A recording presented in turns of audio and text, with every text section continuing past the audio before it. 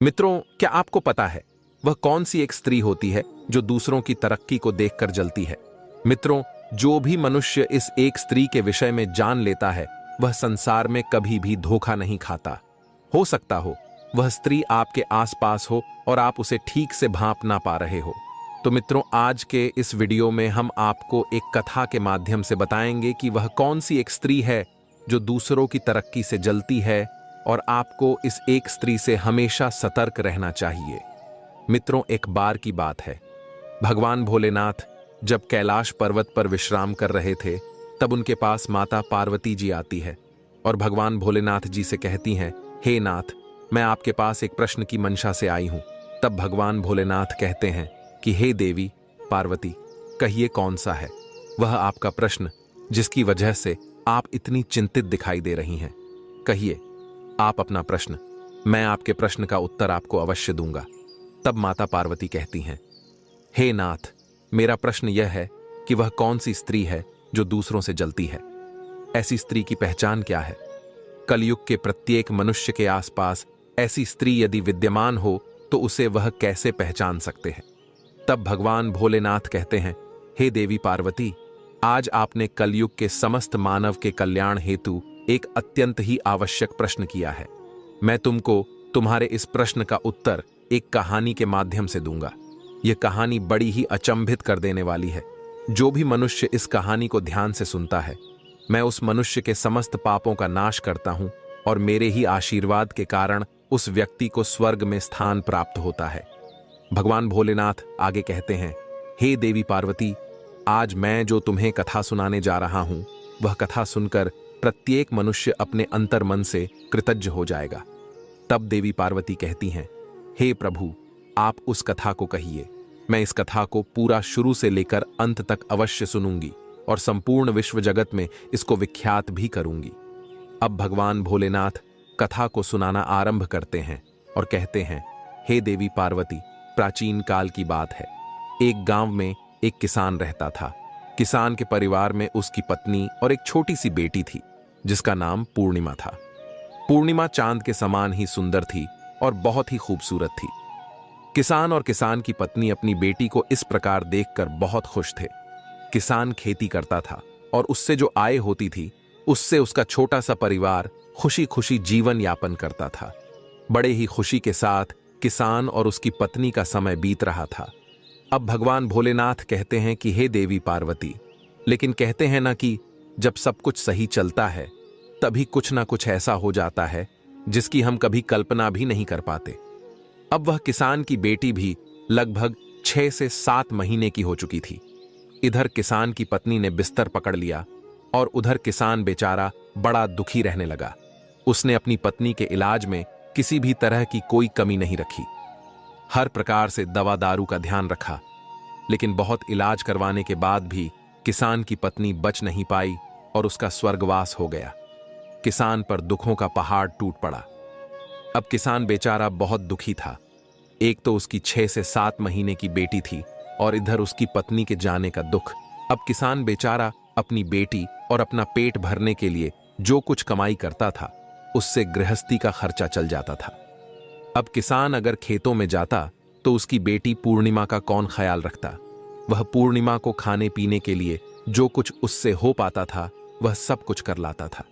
अब किसान के जो पड़ोसी यार रिश्तेदार थे, सब ने किसान को समझाया कि देखो भाई, अब तुम्हें दूसरा विवाह कर लेना चाहिए क्योंकि तुम्हारी बेटी बहुत छोटी है, उसे भी मां की जरूरत है। तुम उसे मां का प्यार नहीं दे पाओगे, ना ही मां की तरह उसकी देखभाल कर पाओगे क्योंकि वह एक बेटी है और उसके लिए मां जरूरी है। पहले तो किसान सभी की बात को टालता रहा। यह अपनी बेटी के लिए सौतेली मां नहीं लाएगा, लेकिन जब उसे अपनी बेटी के पालन पोषण में दिक्कत होने लगी तो उसे अपनी बेटी के पालन पोषण का भय सताने लगा क्योंकि वह किसान खेत जाता तो बेटी की देखभाल कौन करता? अगर बेटी की देखभाल घर पर रहकर करता तो खेत पर काम करने कौन जाता? अब किसान ने भी मान लिया था कि उसको दूसरा विवाह कर लेना चाहिए। अब किसान के लिए एक लड़की देखकर उसके जो रिश्तेदार थे उन्होंने किसान का विवाह कर दिया। किसान की पत्नी आई जिसका नाम रूप था। रूप किसान से उम्र में कम थी, लेकिन वह गरीब घर से आई थी, इसलिए वो पूर्णिमा को भी प्यार करती थी। लेकिन कहते हैं ना, सौतेली माँ तो सौतेली ही थी। अब जब तक वह खुद पेट से नहीं हो गई, तब तक तो वह पूर्णिमा को बहुत अच्छे से प्यार करती थी, उसका ख्याल रखती थी। यह सोचकर किसान भी खुश था कि चलो, मैं वैसे ही डर रहा था कि सौतेली माँ कैसी आएगी, लेकिन वह मेरी पूर्णिमा का अपने औलाद की तरह ख्याल रखती है। और किसान भी निश्चिंत हो गया। कुछ दिन बाद उस किसान की पत्नी पेट से हुई और 9 महीने बाद उसे एक पुत्री हुई। उसका नाम अमावस्या रखा गया, क्योंकि बड़ी बेटी का नाम पूर्णिमा था, तो उसकी छोटी बेटी का नाम अमावस्या रख दिया। जब किसान की पत्नी ने देखा कि पूर्णिमा तो बहुत ही सुंदर है और उसमें संस्कार भी बहुत अच्छे हैं, और जो इधर पूर्णिमा की जो दूसरी बहन हुई उसका नाम अमावस्या रख दिया गया। उस किसान की अपनी बेटी के होते ही पता नहीं किसान की पत्नी में क्या बदलाव आया, वह पूर्णिमा को बहुत ही नफरत करने लगी। अब इधर छोटी पूर्णिमा धीरे धीरे बड़ी होने लगी, और कहते हैं कि जब बच्चा बड़ा होता है तो वह अपने माता पिता के भाव अभाव में पलता है। उनके प्यार के अभाव में बच्चा जल्दी ही समझदार हो जाता है। इधर छोटी सी पूर्णिमा अब 2 साल की हो गई थी। वह चलने लगी थी और अपनी तोतली जुबान में बातें करती थी, क्योंकि जो पूर्णिमा की माँ थी वह बहुत पूजा पाठ किया करती थी, इसलिए उसके संस्कारों की छवि पूर्णिमा पर दिखाई देती थी। जब पूर्णिमा छोटी थी तभी उसकी माँ लोटे में जल भरकर ले जाया करती थी और शिवलिंग पर चढ़ा दिया करती थी। इस वजह से ही पूर्णिमा पर उसकी माँ का प्रभाव पड़ा। परंतु पूर्णिमा की सौतेली माँ जो रूप थी, उसको पूर्णिमा पर अब कोई भी विश्वास नहीं था। अब इसी प्रकार धीरे धीरे दोनों बच्चियां बड़ी हो रही थीं। अब पूर्णिमा की सौतेली माँ दोबारा पेट से हो गई। इस बार उसने एक बेटे को जन्म दिया। अब तो उसका पैर 7वें आसमान पर था। अब तो वह पूर्णिमा बिल्कुल भी उसकी सौतेली माँ को फूटी आंख नहीं भाती थी। वह तो अपने बच्चों में ही खुश रहती थी। किसान भी यह बात समझ चुका था। वह जब भी अपनी बेटी पूर्णिमा को प्यार करता था तो पूर्णिमा की सौतेली माँ घर में क्लेश करती थी, इसलिए किसान भी कुछ नहीं बोलता था। चुपचाप जो रूप कहती थी उसी को सच मान लेता था। अब धीरे धीरे समय व्यतीत हुआ तो दोनों लड़कियां बड़ी हो गईं। अब पूर्णिमा भगवान का पूजा पाठ व भक्ति करने वाली सुंदर सुशील लड़की थी। उसके विपरीत अमावस्या अपने नाम के अनुरूप थी। एक तो वह कुरूप थी और दूसरा बड़ी ही नटखट थी। लेकिन कहते हैं ना, माँ के लिए तो क्या बदसूरत और क्या सुंदर, उसे तो अपनी औलाद ही प्यारी लगती है। लेकिन जो लड़का था, जिसका नाम मोहन था, वह अपनी बहन पूर्णिमा से बहुत प्रेम करता था। वह उसे अपनी सौतेली बहन नहीं समझता था।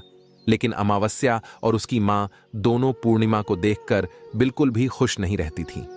अब धीरे धीरे दोनों लड़कियां विवाह के योग्य हो गई थीं। अब पूर्णिमा जो थी वह पास पड़ोस में सबकी चाहती थी, वह सबकी मदद किया करती थी।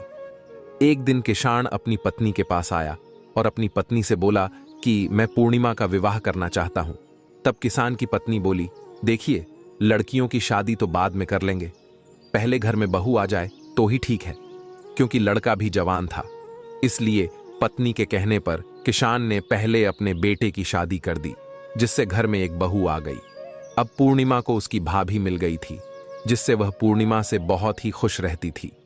पूर्णिमा अपनी भाभी का पूरा ख्याल रखती थी, उसका काम बताती थी और हर तरीके से अपनी भाभी की मदद करती थी।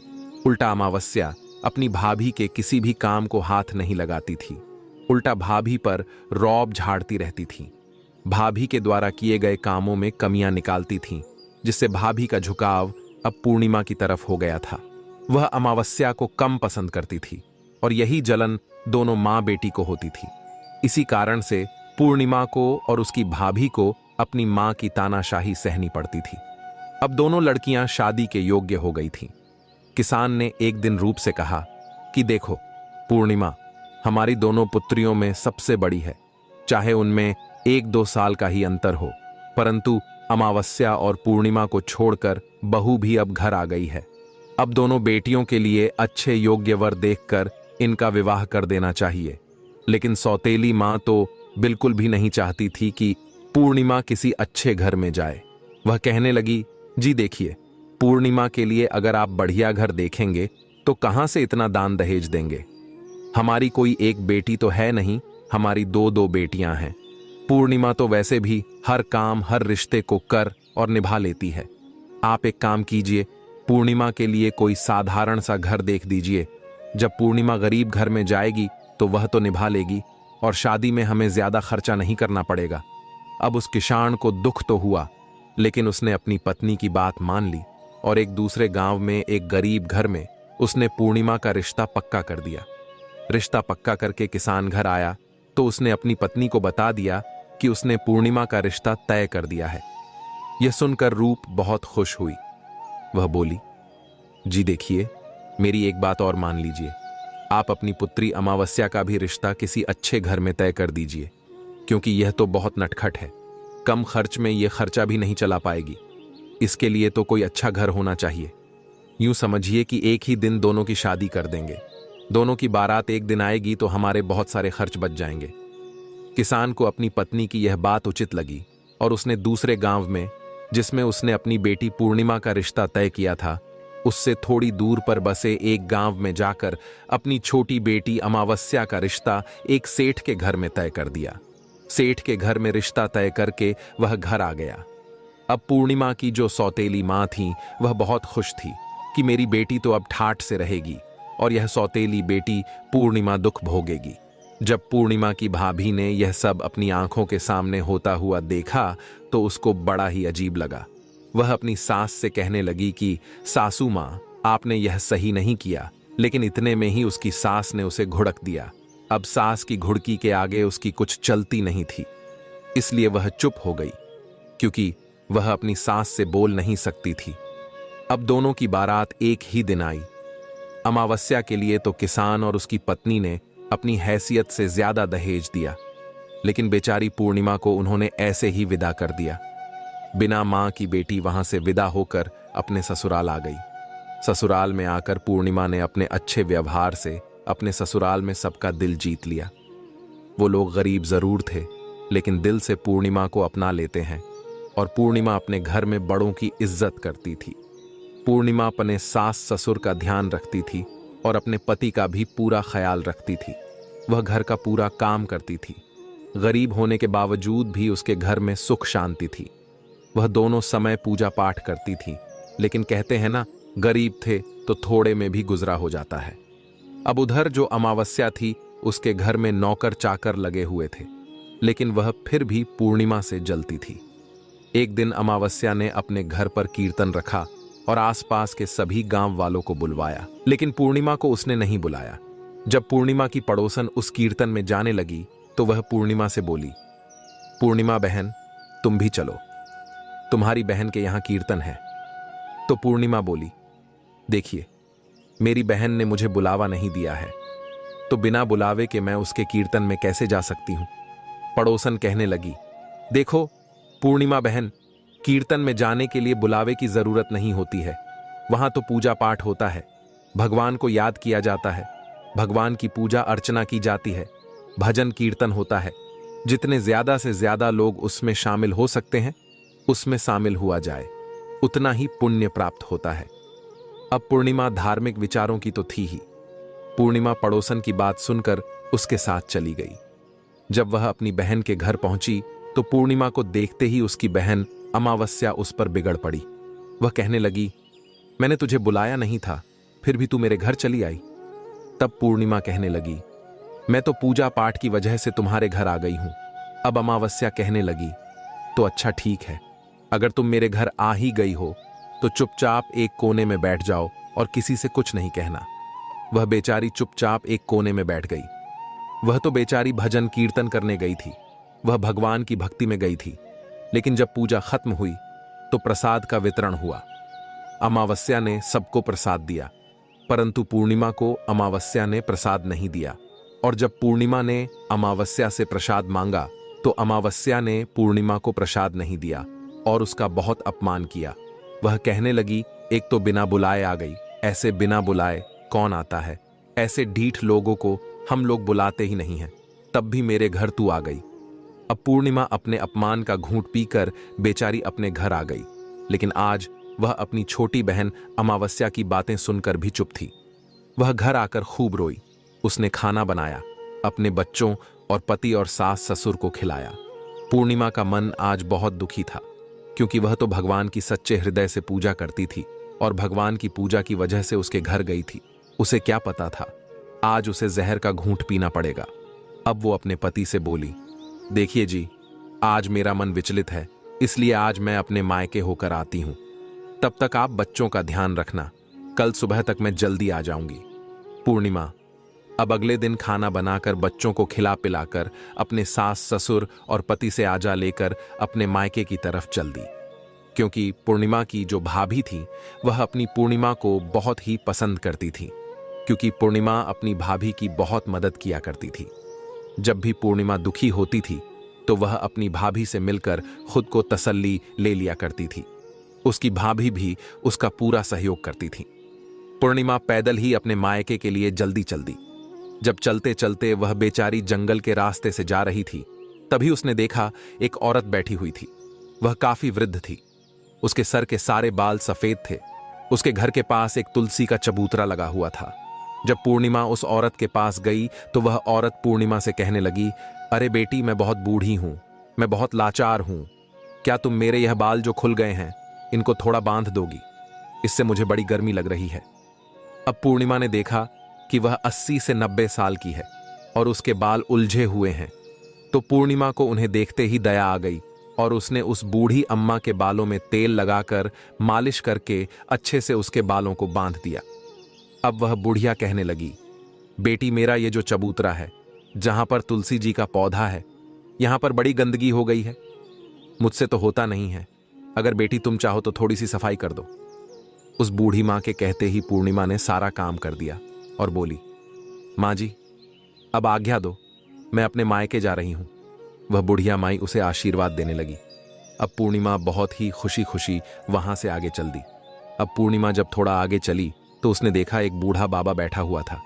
अब भगवान शंकर जी कहते हैं कि हे देवी पार्वती, जो स्वयं मैं था और जो औरत तुलसी के पास थी वह साक्षात तुलसी माता थी। परंतु अब जब पूर्णिमा आगे गई, अब भगवान शंकर जी बोले कि हे देवी पार्वती, आपने यह कहावत तो सुनी ही होगी कि भगवान भी अपने भक्त की परीक्षा लेते हैं। इसलिए हे देवी, स्वयं मैं भी पूर्णिमा की परीक्षा ले रहा था। अब मैंने पूर्णिमा से कहा, बिटिया, मुझे बहुत प्यास लगी है, हमें पानी चाहिए। अब पूर्णिमा बोली, बाबा, मैं अभी पानी लेकर आती हूं। उसने मुझे पानी पिलाया और अब भगवान भोलेनाथ, जो एक साधु के भेष में थे, वह कहने लगे, बिटिया देखो, हमारे पांव में एक घाव हो गया है जिस पर मक्खियां भिनभिना रही हैं। मैं इन मक्खियों से परेशान हो गया हूं और मैं उस लायक भी नहीं हूं अपनी खुद की देखभाल कर सकूं। अब पूर्णिमा को बूढ़े बाबा को देखकर दया आ गई। उसने वहां से स्वच्छ पानी लिया और बाबा के जख्मों को साफ करके और अपना आंचल फाड़ के उन पर पत्तियां बांध दी और बाबा ने उसे खुशी खुशी से आशीर्वाद दिया। वह आगे चली तो आगे लक्ष्मी मैया बैठी हुई थी और वहां पर एक मंदिर था। वह वहीं पर एक बुढ़िया का भेष बनाए बैठी थी। अब वह पूर्णिमा से कहने लगी, बिटिया, मैं बहुत ही बूढ़ी हूं और इस मंदिर की मुझसे सफाई नहीं हो पा रही। देखना, मंदिर में कितनी गंदगी फैली है। अगर तुम चाहो तो इस मंदिर की सफाई कर सकती हो। पूर्णिमा ने उस बुढ़िया माई के कहने पर से पूरे मंदिर की सफाई कर दी। झाड़ू पोछा लगा दिया पूर्णिमा ने। बुढ़िया माई के हाथ पैर दबा दिए, उन्हें भी पानी पिलाया और खुशी खुशी आगे चल दी। अब उसके गांव पहुंचने के लिए रास्ते में गंगा नदी पड़ती थी। अब पूर्णिमा को गंगा नदी पार करनी थी। वहां पर भी उसे एक और बुढ़िया माई मिली जो गंगा मैया थी। गंगा मैया बैठी हुई थी। एक बहुत ही बेकार रूप में बूढ़ी सी गंगा मैया थी। गंगा मैया पूर्णिमा से बोली, बिटिया देखना, मेरे सर में बहुत जुएं पड़ गए हैं, मेरे से साफ सफाई होती नहीं है। इधर मेरे घाट के चारों तरफ देखो, मैं यहां रहती हूं, कितनी गंदगी हो गई है, मुझसे तो अब कुछ होता नहीं है। अब पूर्णिमा ने गंगा मैया के सर को भी साफ कर दिया और जो घाट के पास आसपास गंदगी फैली हुई थी वो भी साफ कर दी। गंगा मैया ने उससे पूछा, बेटी तुम कहां जा रही हो? तब पूर्णिमा ने अपनी पूरी बात बताई और बोली, मां जी, मैं अपनी भाभी से मिलने जा रही हूं। इस बात को कहने के बाद वहां पर पूर्णिमा को एक नाव दिखी। गंगा मैया ने कहा, बेटी इस नाव से तुम चली जाओ। और अब पूर्णिमा नाव से नदी पार होकर वह अपनी भाभी से मिलने चली गई। लेकिन उसने अपने भाई और भाभी को अमावस्या की कोई भी बात नहीं बताई कि कैसे अमावस्या ने उसका अपमान किया है। वह अपनी भाभी से मिली, भतीजे भतीजियों के साथ खुश हुई, अपने बाबा से मिली, अपनी सौतेली मां से मिली। सौतेली मां तो उसे देखते ही मुंह उठाकर चली जा रही थी, लेकिन पूर्णिमा की भाभी बोली, मां जी, आपकी बेटी तो अपने मायके से ही आई है और यह हमारे पास नहीं आएगी तो कहां जाएगी? आप ऐसे मुंह फेर के जा रही हो। लेकिन वह नहीं रुकी। अब पूर्णिमा ने अपनी भाभी का सारा काम करवाया। भाभी ने बड़ी खुशी खुशी नंद का हाल चाल पूछा। नंद बड़ी खुश हुई अपनी भाभी से मिलकर, क्योंकि वह बहुत दुखी थी। मायके जाकर उसका मन बदल गया था। अब एक रात रुकने के बाद वह अगले दिन अपनी भाभी से कहने लगी कि भाभी, अब मुझे विदा दीजिए, अब मैं अपने घर को जाती हूं। तुमसे मिलकर मुझे अच्छा लगा, मेरे मन का बोझ उतर गया। लेकिन फिर भी उसने अमावस्या वाली बात अपनी भाभी को नहीं कही। जाते समय कहते हैं ना कि मायके से कभी बेटी खाली हाथ नहीं जाती है। तो उसके भाभी भैया ने भेंट स्वरूप अपनी बहन को एक साड़ी दी और साड़ी को लेकर वह खुशी खुशी गंगा नदी पार हो आई, जहां गंगा मैया बैठी हुई थी। गंगा मैया कहने लगी, अरे बिटिया, तुम तो वही हो जिन्होंने कल मेरी बड़ी मदद की थी मेरे पास। बेटी, ये थोड़ी सी रेत है, ये ले लो। अब पूर्णिमा ने बुढ़िया माई की बात को मानते हुए उसने पल्लू पसार लिया। अब वह बूढ़ी मैया से बोली, हे माता, आप आशीर्वाद में जो मुझे दोगी वह सब कुछ मंजूर है। अब उस बूढ़ी मैया ने रेत उठाई और उसकी आंचल में रख दी। वह रेत लेकर पूर्णिमा आगे चल दी। आगे चली तो उसे लक्ष्मी मैया मंदिर के पास में मिली। अब वह भी पूर्णिमा से कहने लगी, अरे बिटिया, तुम तो कल वाली बिटिया हो ना, तुम जैसी बिटिया, सच्चे हृदय वाली, जिसने मेरी इतनी मदद की। इतने लोग आते हैं, कोई हमें पूछते भी नहीं है, घृणा करके निकल जाते हैं। बिटिया, मुझे तुम्हें देने को मेरे पास तो कुछ नहीं, परंतु फिर भी मैं तुम्हें कुछ दूंगी। अब पूर्णिमा ने उस बूढ़ी माई के सामने भी उसने आंचल फैला दिया। पूर्णिमा के आंचल पसार दिया। उस बुढ़िया के बगल में अंगारे रखे हुए थे, कोयला रखा हुआ था, वो माता रानी ने उसकी झोली में रख दिया। और वह बुढ़िया माई बोली, हे बिटिया, मुझे तुम्हें देने को जो था वह दे दिया। पूर्णिमा ने खुशी खुशी वह अंगारे रख लिए और वह आगे चल दी। अब भगवान भोलेनाथ कहते हैं, हे देवी पार्वती, जब वह पूर्णिमा आगे बढ़ी तो वहां स्वयं मैं बैठा था। मेरा रूप बिल्कुल कोढ़ियों जैसा मैंने बना रखा था। अब जब पूर्णिमा उस बाबा के पास गई तो वह पूर्णिमा से बोले, अरे बिटिया, तुम तो कल वाली बिटिया हो, देखो मेरे जख्म कितने ठीक हो गए हैं बेटी। मैं तो पूरी तरह बहुत अच्छा महसूस कर रहा हूं। और बेटी, मेरे पास तो कुछ नहीं है, ये थोड़ी सी भभूति है। तब पूर्णिमा ने उसे भी अपने आंचल में रख लिया और उस बाबा से विदा लेकर घर जा ही रही थी। रास्ते में फिर वहीं तुलसी का बड़ा चबूतरा मिला। वहीं बुढ़िया मिली जिसके सफेद बाल थे। वह बोली, अरे बिटिया, तुम तो कल वाली बिटिया हो जिसने मेरी सेवा की। बेटी, मेरे पास देने के लिए तो कुछ नहीं है। उसने थोड़ी सी तुलसी की मंजरी तोड़ी और पूर्णिमा को दे दी। पूर्णिमा ने भी अपना आंचल पसार कर उसको ले लिया और जल्दी अपने घर को आ गई। उसने सबकी दी हुई चीजों की एक पोटली बनाई और घर के एक कोने में रख दी। अब शाम हो गई थी। पूर्णिमा जाकर अपने घर के काम में लग गई। बच्चों के लिए खाना बनाया, घर की साफ सफाई की, अपने सास ससुर को खाना खिलाया, पति को भी खिलाया, बच्चों को खिलाया और खुद भी खाकर सो गई। सुबह जब पूर्णिमा झाड़ू लगाने के लिए उठी तो वह क्या देखती है, उसके घर का वही कोना चमक रहा था जहां पर वह पोटली रखी थी। उसमें हीरे मोती, तरह तरह के कीमती आभूषण थे जो चमक रहे थे। हीरे मोतियों की चमक चम चम कर रही थी। अब पूर्णिमा का पति भी उठ चुका था। जब उसने यह सब देखा तो वह पूर्णिमा से बोला, पूर्णिमा, यह सब क्या चमत्कार कर लाई हो? कहीं तूने चोरी किया, डकैती तो नहीं की? अब पूर्णिमा कहने लगी कि क्या बात कह रहे हो आप? देखिए, जीना तो मैंने कहीं चोरी की है और ना ही कोई डकैती डाली। यह सब भगवान ने खुश होकर मुझे दिया है। और कल जब वह दुखी थी तो यह बात उसने अपने पति को भी नहीं बताई थी कि उसकी बहन अमावस्या ने उसका कितना अपमान किया था। वहां से लेकर उसने अपने मायके तक की और रास्ते में कौन कौन मिला, सारी बातें अपने पति को बता दी। तो उसके पति ने भी हाथ जोड़ लिए और पूर्णिमा ने भी, क्योंकि वो तो साक्षात भगवान के दर्शन करके आई है। पूर्णिमा का पति सोचने लगा कि पूर्णिमा तो सच्चे हृदय की सच्ची औरत है। वह दुख सुख का भान जानती है, सबके दुख में दुखी होती है। भगवान ने प्रसन्न होकर पूर्णिमा और मेरे दुखों का अंत कर दिया है, और कौन है उसे रोकने वाला। पूर्णिमा के दिन बदल गए। पूर्णिमा की तो ठाठ हो गई। पूर्णिमा के घर में अब भी किसी चीज की कमी नहीं थी। जहां पर कच्चा छप्पर झोपड़ी बने हुए थे, वहां पर अब अच्छा मकान बन गया। अब तो पूर्णिमा की तो सारे गांव में वाह वाह ही हो गई कि पता नहीं ऐसा क्या चमत्कार हुआ है जो पूर्णिमा का घर इतना धन दौलत से भर गया है। अब जब ऐसा कोई काम होता है तो आसपास के गांव तक भी चर्चा फैल जाती है। यही चर्चा अमावस्या तक भी पहुंची। अमावस्या को यह सुनकर बड़ा दुख हुआ। अब पूर्णिमा की बहन अमावस्या एक दिन आ पहुंची पूर्णिमा के घर और पूर्णिमा से कहने लगी कि सच सच बता, तू इतनी अमीर कैसे हो गई? तुझे तो गरीब रहना था। देख, तुम मुझसे ज्यादा अमीर नहीं हो सकती। उसकी तो घमंड भरी बातें सुनी तो पूर्णिमा कहने लगी, बहन अमावस्या, तुम कौन होती हो?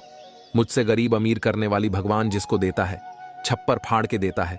भगवान की मर्जी के बिना तो कोई पत्ता तक नहीं मिलता।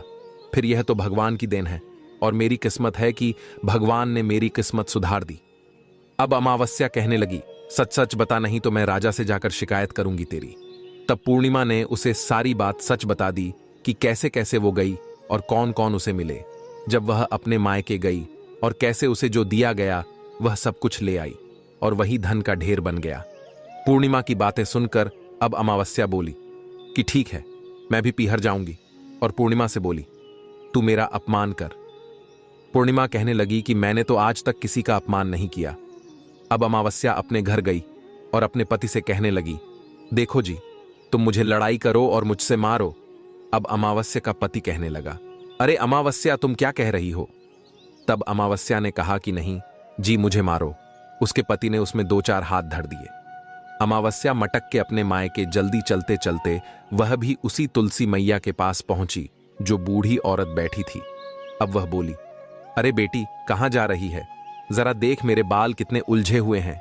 देख, मेरा तुलसी का जो पौधा है वह सूख रहा है, जरा इसे पानी से सींच दे।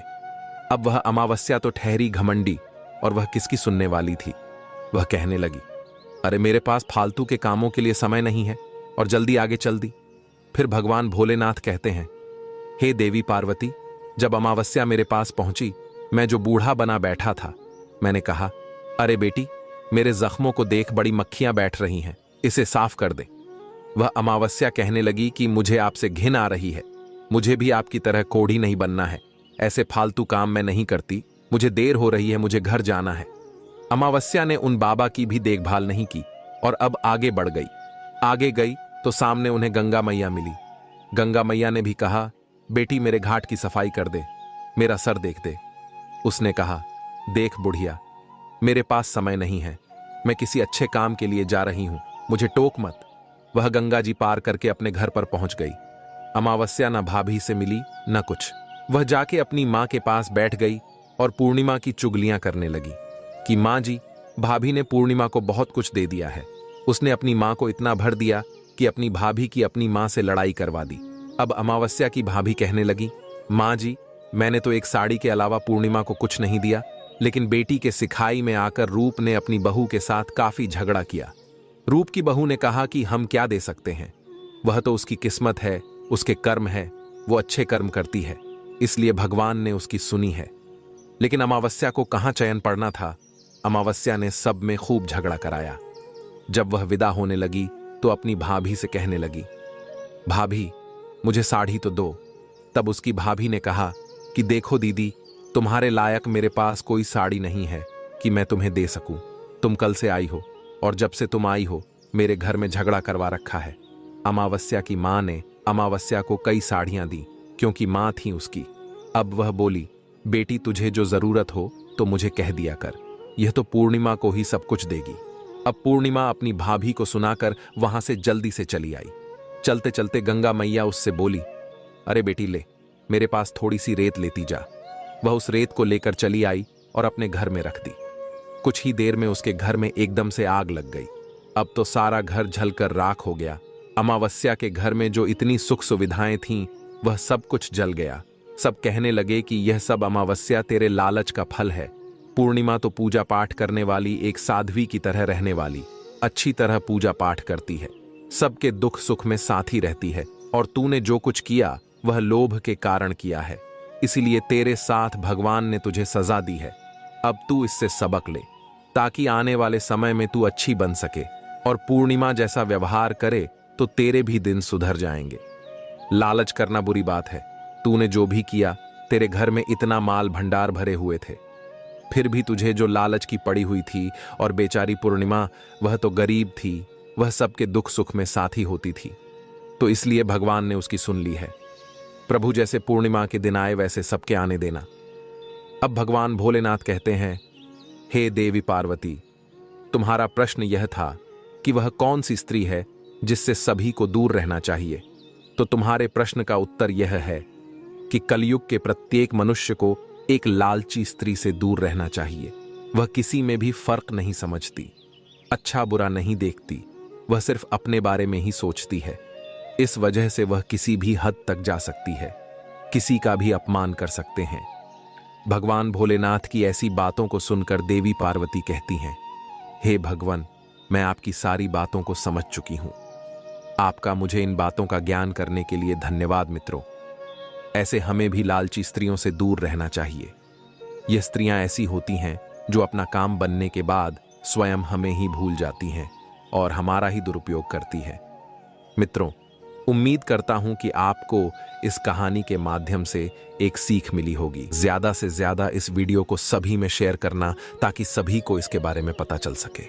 मित्रों, वीडियो को यहां तक देखने के लिए आप सभी का दिल से धन्यवाद।